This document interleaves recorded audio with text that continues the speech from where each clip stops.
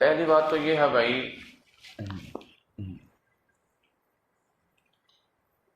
نکاح میں کیونکہ نکاح بھی دیگر عبادات کی طرح ایک عبادت ہے، لہذا اس میں بھی عبادت کی نیت ہونا ضروری ہے۔ اور جس طرح کہ میں نے نکاح کی اہمیت پر یہ بات ذکر کی تھی کہ نکاح محض ایک خواہش پرستی کا نام تو ہے نہیں، بلکہ اللہ رب العزت کے حکم کی تعمیل، شخصیات مقدسہ حضرات انبیاء علیہم الصلاۃ والسلام کی سنت کی تعمیل، اور مقتضائے فطرت یعنی فطرت کا تقاضا ہے۔ تو ہمیں جب بھی نکاح جب بھی کرنا ہو تو اس میں ہمیں سب سے پہلے تو رسول اللہ صلی اللہ تعالیٰ علیہ وسلم کی سنت کی ادائیگی کی نیت ہونی چاہیے، کہ محض نفس پرستی نہیں، خواہش پرستی نہیں، بلکہ آپ علیہ السلام کی سنت سمجھ کر میں یہ نکاح کا فریضہ انجام دے رہا ہوں۔ اس کے ساتھ ساتھ عفت اور پاک دامنی کا نظریہ بھی ہونا چاہیے، کیونکہ نکاح کا فلسفہ ہی یہ ہے فَإِنَّهُ أَغَضُّ لِلْبَصَرِ وَأَحْسَنُ لِلْفَرْجِ، کہ نکاح کرنے والا آدمی وہ نظر و شرمگاہ ہر دو کے اعتبار سے وہ پاک دامن ہو جاتا ہے، کہ اس کی نظریں پھر غیروں پر اور حرام رستوں پر قطعاً نہیں بھٹکتی، بلکہ وہ محض اللہ رب العزت کے عطا کیے گئے اس حلال رستے ہی کو اختیار کرتا ہے، چاہے کچھ بھی ہو جائے۔ اور تیسری بنیادی نیت جو آج کا سبق کا مین پوائنٹ ہے، وہ ہے نکاح بلا تعیین مدت کے ہونا ضروری ہے۔ نکاح میں کسی مدت کی تعیین کرنا، کسی لیمٹ اور مقدار کو، وقت کو خاص کر کے نکاح کرنا، وہ نکاح نہیں ہوگا، کچھ اور ہی ہوگا۔ نکاح ہوتا ہے آباد الآباد کے لیے، ہمیشہ ہمیشہ کے لیے جس نیت سے نکاح کیا جائے، تا دم زیست، جب تک میری زندگی ہے تب تک میں اس عورت کے ساتھ نکاح کر رہا ہوں۔ اگر اس میں مدت کو متعین کر لیا جائے، چند مہینوں کو یا چند سالوں کو یا چند دنوں کو اگر اس میں خاص کر دیا جائے، بے ظاہراً یا باطناً، زبان سے کہہ کر یا دل میں نیت رکھ کر، دونوں اعتبار سے یہ پھر شرعی نکاح نہیں ہو سکتا،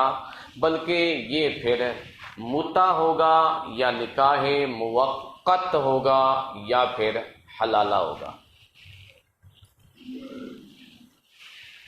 یا متع ہوگا یا نکاح موقت ہوگا یا پھر حلالہ ہوگا۔ یہ تینوں چیزیں شریعت میں حرام ہیں، اور ان تینوں چیزوں کے پیچھے جو محرم ہے، حرام کرنے والی چیز ہے، وہ ایک ہی ہے کہ ان تینوں میں نکاح ابد الآباد کے لیے نہیں ہوتا، بلکہ اس میں وقت کو خاص کر لیا جاتا۔ آپ نے کئی بار شاید سنا ہوگا کہ متع میں عورت کا استعمال کیا جاتا ہے، لیکن ایک خاص وقت کے لیے، استعمال کے بعد اس کو اسی طرح پھینک دیا جاتا ہے جس طرح کسی چیز کو استعمال کرنے کے بعد ردی کی ٹوکری میں ڈال دیا جاتا ہے، کیونکہ اس میں بھی وقت کا تعین ہے تو اس وجہ سے متع بھی حرام ہوا۔ نکاح موقت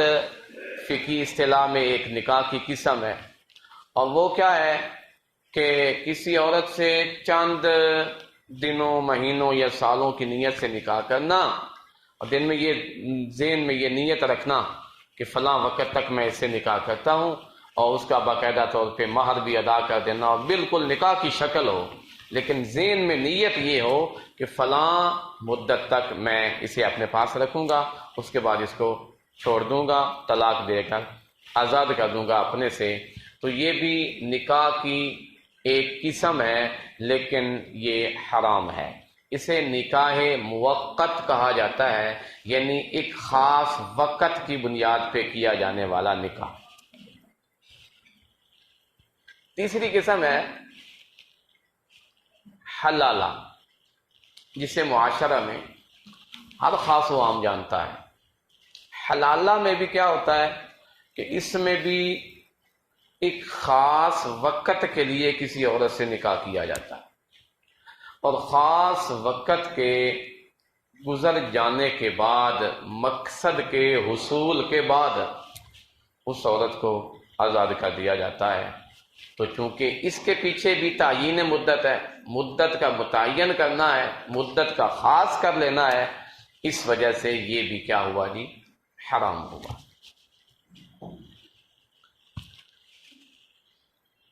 بقیہ دونوں چیزیں تو مسلمانوں میں نہیں پائی جاتی،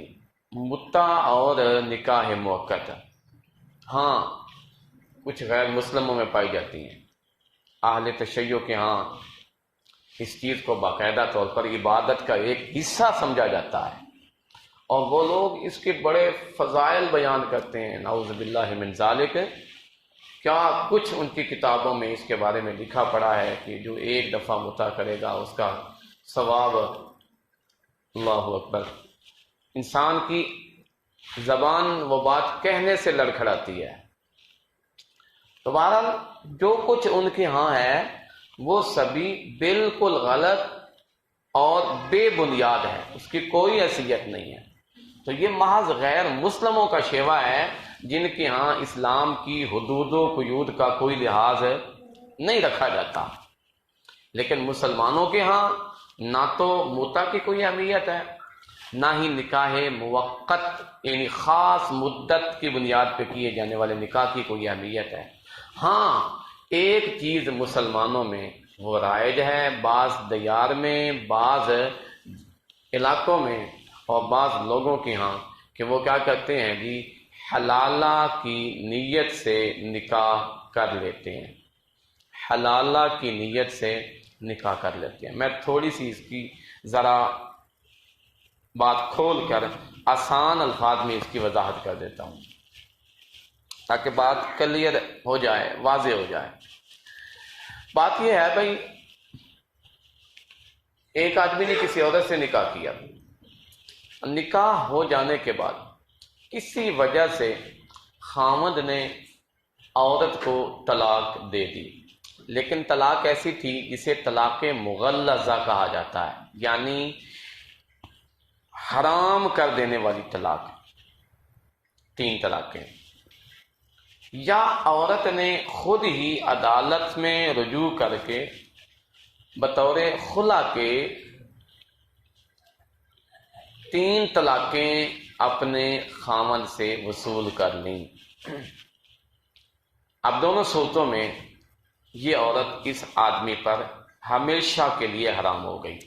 طلاق مغلظہ اس کے اوپر واقع ہو گئی۔ اب بعض دفعہ کیا ہوتا ہے کہ بعد میں حالات سازگار ہو جاتے ہیں، صلح کی شکل بن جاتی ہے، یا آپس کی آنکھ مچولیوں سے دوبارہ بات بن جاتی ہے، تو پھر کیا ہوتا ہے جی؟ دوبارہ نکاح پہ آمادگی کا اظہار کیا جاتا ہے۔ یا بعض دفعہ کچھ مجبوریاں آڑے آ جاتی ہیں، کچھ مجبوریاں آڑے آ جاتی ہیں۔ مجبوریاں کیا ہیں کہ بچے چھوٹے چھوٹے ہیں، ماں الگ ہو گئی، باپ الگ ہو گیا، بچے کہاں جائیں؟ ماں کے پاس جائیں تو کوئی خاص وسیلہ نہیں، ذریعہ معاش نہیں، اور باپ ان کو سنبھال نہیں سکتا، تو مختلف قسم کی رکاوٹیں اور مختلف قسم کی مجبوریاں سامنے آ جاتی ہیں، تو جس کی وجہ سے بعض دانشور قسم کے لوگ جو اپنے آپ کو دانشور کہلواتے ہیں، حالانکہ شریعت میں دانشور وہ آدمی ہے جو شریعت کے احکام کو سمجھ کر ان کے مطابق زندگی بسر کرتا ہے، اللہ کے ہاں وہ دانشور آدمی ہے جس کے ہاں شریعت کے کسی حکم کی کوئی خاص اہمیت نہیں، یا شریعت کے احکام کا وہ مذاق اڑاتا ہے، یا اس کو کوئی خاص اہمیت اور ویلیو نہیں دیتا۔ وہ دنیاوی اعتبار سے جتنا بھی سمجھدار، ذہین و فطین، عقیل و فہیم اور دانا، عقل مند، زیرک فہیم قسم کا آدمی ہو، تو اللہ کے ہاں اس کی اس دانش مندی کا کوئی اعتبار کوئی نہیں ہے۔ اصل دانش مندی کیا ہے؟ اللہ رب العزت کی معرفت، رسول اللہ صلی اللہ تعالی علیہ وسلم کی محبت دل میں سمائے، آپ علیہ الصلوۃ والسلام کی حقیقی اور سچی اطاعت کرنا، اور اللہ کے تمام احکامات کو حق سمجھتے ہوئے اس کے اوپر بقدر ہمت، بقدر استطاعت، بقدر وسعت عمل کرتے چلے جانا، یہ دانش مندی ہے۔ تو بعض دانش مند قسم کے لوگ ایسے حالات میں یہ فیصلہ کرنا اچھا سمجھتے ہیں، بھئی کیوں نہ ہو کہ ان دونوں کو دوبارہ سے جوڑ دیا جائے، اور دوبارہ سے جوڑنے میں جو بھی طریقہ اس میں استعمال ہو سکتا ہے بلا حلال و حرام کی تمیز کیے اس کو اختیار کر لیا جائے۔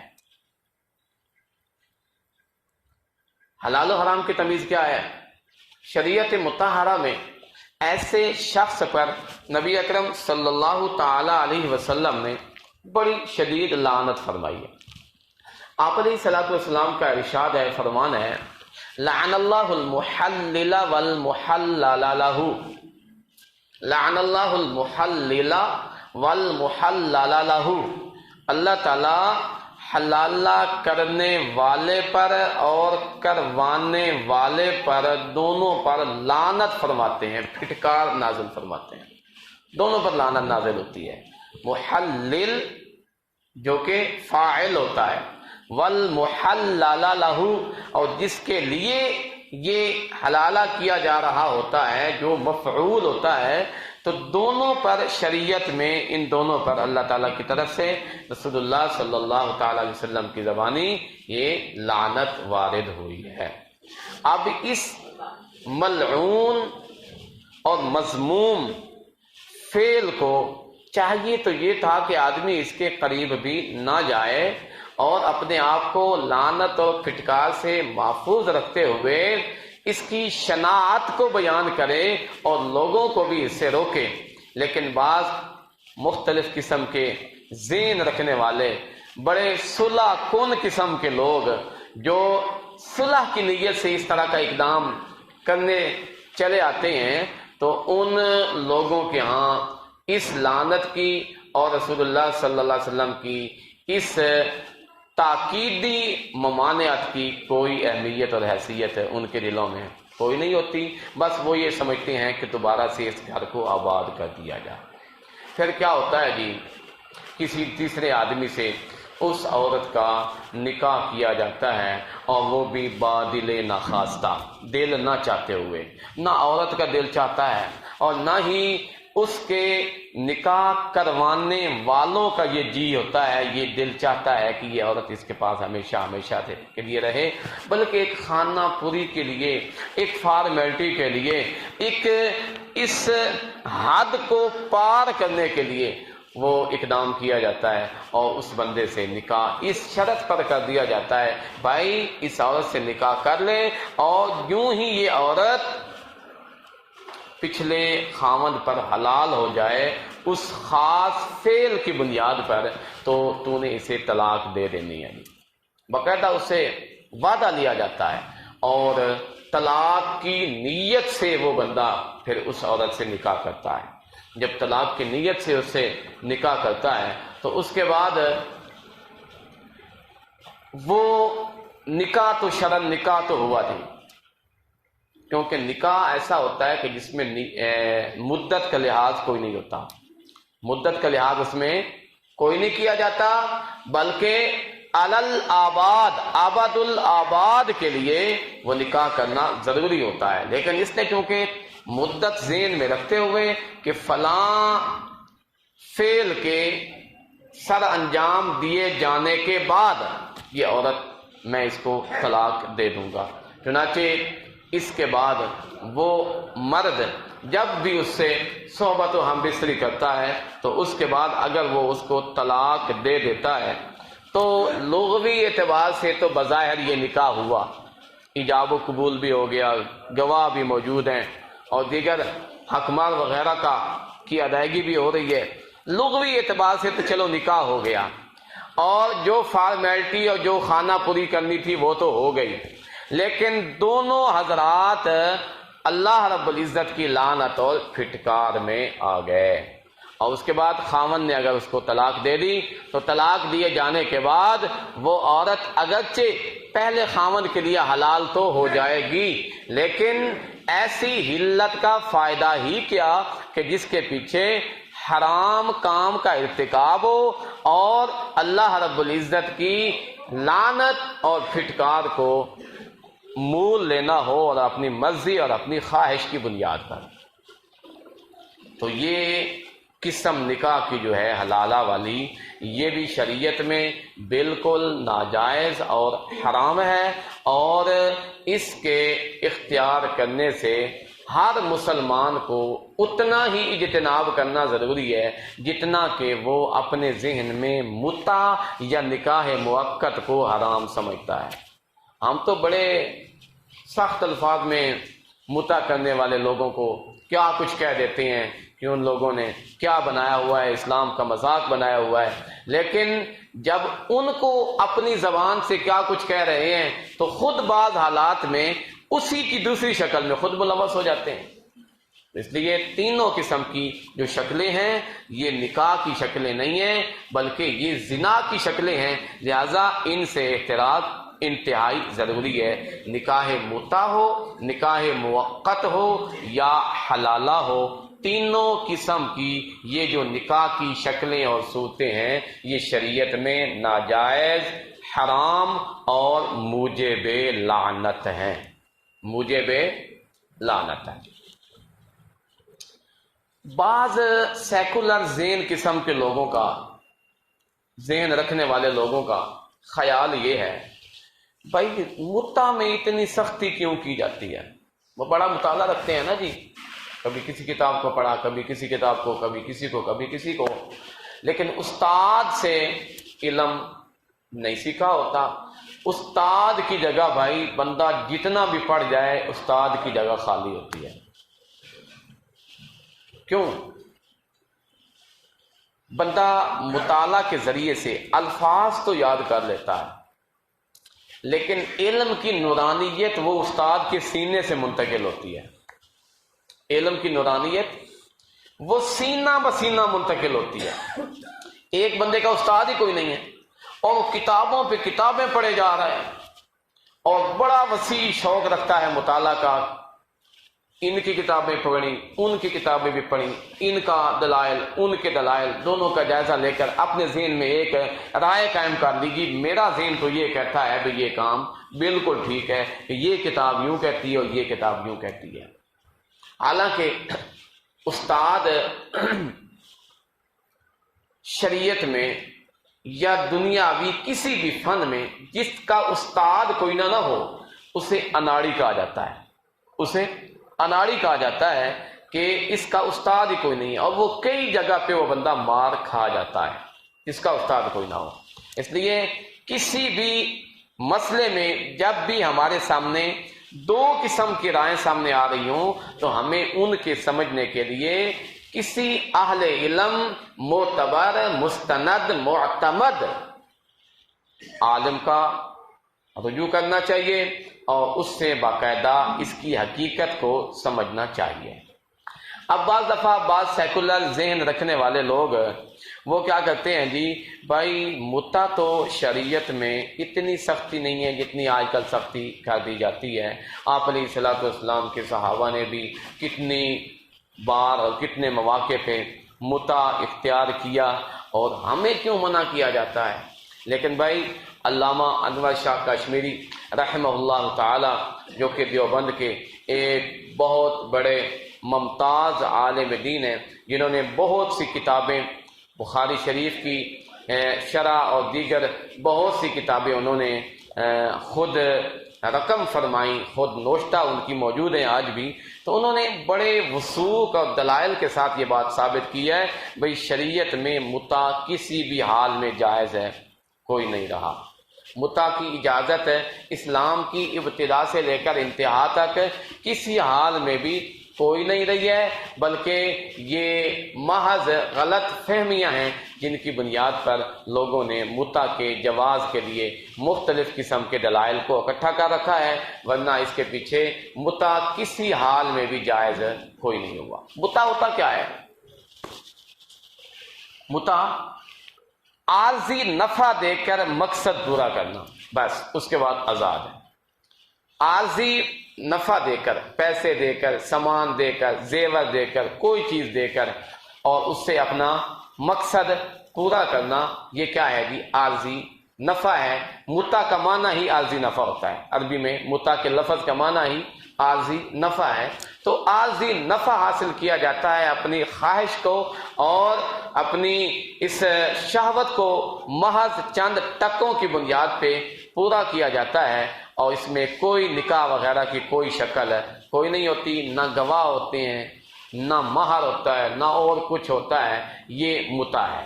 اور نکاح موقت میں باقاعدہ نکاح کی ایک شکل ہوتی ہے، اس کے گواہ بھی ہوتے ہیں، اس کا حقمار بھی ہوتا ہے، لیکن اس میں خرابی کیا ہوتی ہے کہ اس میں مدت متعین کر لی جاتی ہے. یہ دونوں حرام ہو گئے، اور حلالہ میں بھی یہی شکل ہے. تو بہرحال تینوں قسم کی جو شکلیں ہیں یہ شریعت میں کسی حال میں بھی جائز کوئی نہیں ہے. ہر مسلمان کو ان تینوں شکلوں سے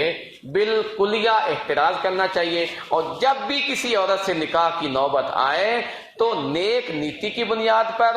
پاک دامنی اور عفت کی بنیاد پر، اور رسول اللہ صلی اللہ تعالی علیہ وسلم کی سنت، اللہ کا حکم سمجھتے ہوئے اس کے ساتھ نکاح کرنا چاہیے. اللہ تعالیٰ اس میں ایسی برکت پیدا فرما دیں گے کہ اس کے ذہن میں جو اس سے پہلے مختلف قسم کی باتیں تھیں جن کی وجہ سے اس کا ذہن مطمئن نہیں تھا، اللہ اس کے ذہن کو مطمئن فرما دیں گے. وما علینا الا البلاغ المبین.